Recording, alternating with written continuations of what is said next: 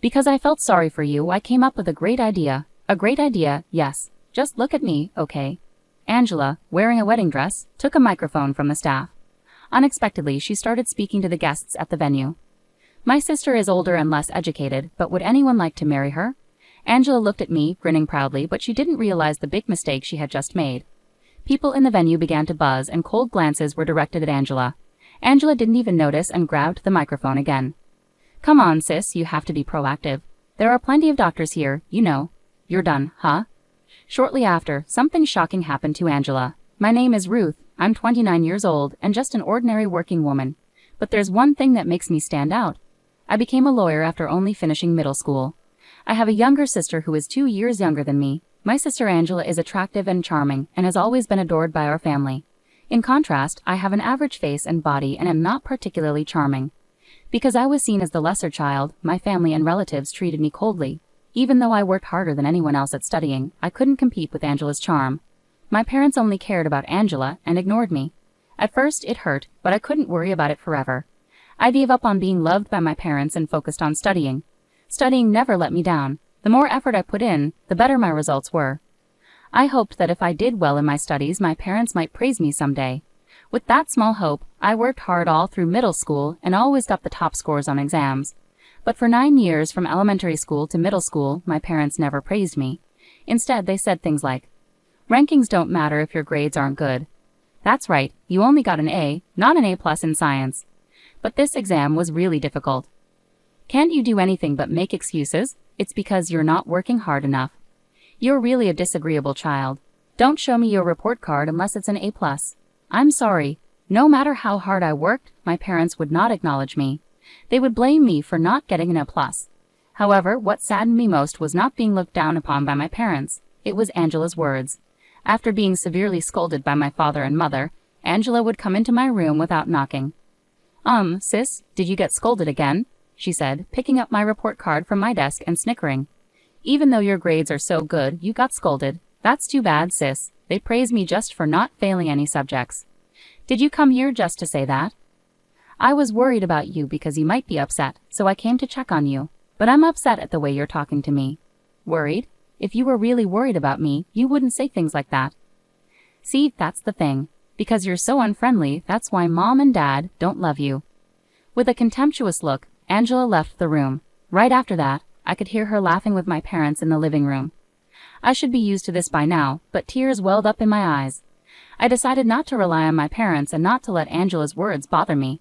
I clenched my report card and decided to study hard, get a job soon, and leave this house. With this goal in mind, I became even more committed to my studies. Then in the fall of my 9th grade, my father told me something shocking. "Ruth, you'll have to work instead of going to high school, okay?" "What? Wait, Dad, what are you saying? Isn't it obvious? It's a waste to spend money on you. If you want to go to high school, earn your own money." "That's impossible. I'm still in middle school. I can't even get a part-time job." "Then give it up. After discussing it with your mom, we decided to spend money only on Angela, so we don't have any money to spend on you." "No way." Feeling utterly hopeless, I stood frozen while my mother and sister smirked at me.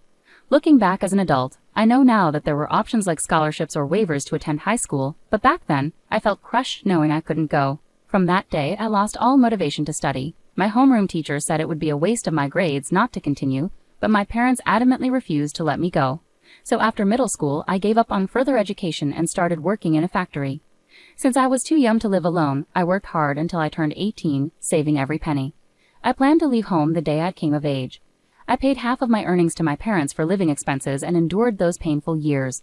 On my 18th birthday, I left a note and proudly walked away from a house filled with painful memories. Ironically, my parents and Angela never reached out to me, not even a message. At first, I felt sadness, but as I kept busy with work, I began caring less about my family. Surprisingly, without the stress of home, I started feeling more at ease. That's when I decided to revisit my love for studying. After 3 years away, I started by reviewing and quickly found joy in it again. I read high school textbooks and developed a habit of reading extensively, which sparked my interest in law from the books I read about it. Dreaming of becoming a lawyer with only a middle school education seemed far-fetched at first. But I learned that passing a preliminary exam allowed even a middle school graduate to take the bar exam. From then on, I studied harder than ever. I studied at home and even during work breaks, flipping through legal books while eating lunch. Fortunately, my older coworkers, mostly my parents' age, supported and encouraged me. At 23, I passed the bar exam and left the factory to work at a law firm. After 4 years there, I started my own practice 2 years ago. Today I work as a consultant lawyer for a hospital, living a fulfilling life.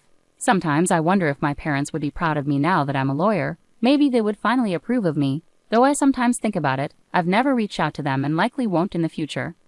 Unexpectedly, the day of reunion arrived when I received a message from Angela announcing her upcoming marriage to a doctor at the age of 27.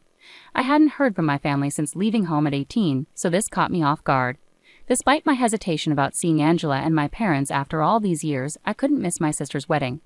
I replied that I would attend. Angela only provided the date and location in her message. At the end, she added, "Don't forget to bring some gifts from me, okay?" It seemed like Angela wanted me there just to receive gifts, assuming she wouldn't have to give me one in return later. With a resolved decision to never meet my family again after this reunion, I went to Angela's wedding. On the day of Angela's wedding a month later, I wore a blue party dress and went to the reception. After checking in and sitting in the family area, I saw my mom and dad were already there. They looked at me, chuckled, and said, "You've got some nerve showing up here with your low-income factory job. It's embarrassing to introduce you as family.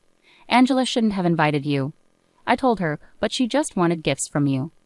I couldn't believe they were speaking so casually right in front of me. I'd briefly hoped sharing my current life might repair our relationship, but that hope quickly faded. Without saying a word, I took my seat. Looking around, I recognized a few faces on the groom's side. Wait, isn't he? And her too. Could it be? When I searched the groom's name, it confirmed my suspicion. What a coincidence. But today my main focus was getting through the wedding quietly. Alone, I managed to calm myself down. The bride and groom made their entrance, speeches were given, and the wedding proceeded. Finally, it was time for the meal and photos. My parents went over to the newlyweds, clinging to Angela and taking many photos with big smiles. Ignoring them, I quietly ate my meal. Unexpectedly, Angela came up to me. "Hey sis, it's been a while. Are you enjoying yourself?" "Yeah, the food is really good," I replied. "I know you work in a factory and don't earn much, so you probably don't get to eat such delicious food often, right? You should be grateful, haha. Are you upset?" "Sorry, but it's true, isn't it? You must be so jealous that I'm marrying a doctor." Ignoring Angela, I felt she had no sympathy for me at all. Then she whispered in my ear, "Because I feel sorry for you, I came up with a great idea." "A great idea, yes. Just look at me, okay?" Dressed in her wedding gown, Angela unexpectedly took a microphone from the staff and addressed the guests. "My sister is older and less educated. Would anyone like to marry her?"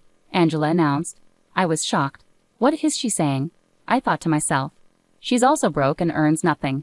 Can anyone be kind enough to marry her? Angela looked at me with a triumphant grin. Even my parents joined in, mocking me, saying, "Please do her a favor." I couldn't hold back anymore. "Why do you keep mocking me?" How could they say such things, especially at a celebration like this? It's unbelievable. I'll show them reality, I thought, standing up. The venue began to murmur, and people gave Angela cold looks. She seemed oblivious and held onto the microphone. "Come on, sis, you need to take action. There are plenty of doctors here. You're out of luck, huh? You'll understand soon. You'll realize what a terrible mistake you've made," I muttered. "What are you talking about? I did it for you." As Angela spoke, the groom's voice echoed through the venue. "Wait, hold on. What do you mean you're leaving?" Turning towards the sound, all of the groom's colleagues began to stand up. A man who seemed to be the hospital director sternly addressed the groom. "Your bride's remarks made me very uncomfortable. I'm sorry, but we're leaving now." "Wait, I understand her comments were inappropriate. I'll talk to her about it." "That's not the issue. Don't you know who her older sister is?" "Huh? No, I just met her today, and Angela said she's a middle school graduate working in a factory." "Don't joke. Her older sister is a respected lawyer, and moreover, she's the consultant lawyer for our hospital." "What?" "The hospital's consultant lawyer." The groom was taken aback. The groom, Angela, and my parents were speechless. The hospital where I work as a consultant lawyer is where the groom also works. I recognized his guests. They were familiar faces from my work. The hospital director was upset by Angela's insensitive remarks. While the groom is just one of the doctors, being a consultant lawyer holds weight with the director and others. Realizing the seriousness, the groom angrily confronted Angela. "What have you done? Your comments have damaged my reputation." "I didn't mean to. I didn't know Ruth became a lawyer." "You can't just brush it off like that. And saying such things about your sister. That's very cruel." "I'm disappointed." Please wait, there are reasons for this, Angela pleaded. I don't want to hear any excuses. Let's pretend this marriage proposal never happened. No way, Angela turned pale and collapsed to her knees. The groom angrily left with his guests. I stood up to leave, and from behind, Angela shouted, Please, do something, sis. I responded firmly, Do something? Why should I? You brought this on yourself. Don't play the victim because your attempt at humor backfired. It's not right. What?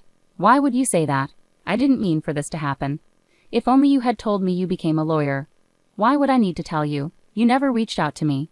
I was planning to cut ties after this wedding. It's satisfying to see your regretful face at the end. Too bad you lost your doctor fiancé. Good luck finding another. With those words, I left the venue. I could faintly hear guests criticizing Angela and my parents. Indeed, Angela's engagement was called off.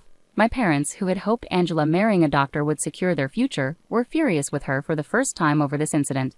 Angela, never scolded before, seemed shattered by this and sought help from me, but I ignored her calls and cut off all family contacts. She quit her job for marriage and is now unemployed, her relationship with our parents strained as she stays isolated in her room. As for me, I'm living stable and fulfilling days. Both work and personal life are going well, and I'm content. While I may not have had a supportive family, I've found success through hard work and supportive people around me. It hasn't been easy, but I'm grateful for my efforts. Now I aim to live comfortably and enjoy life.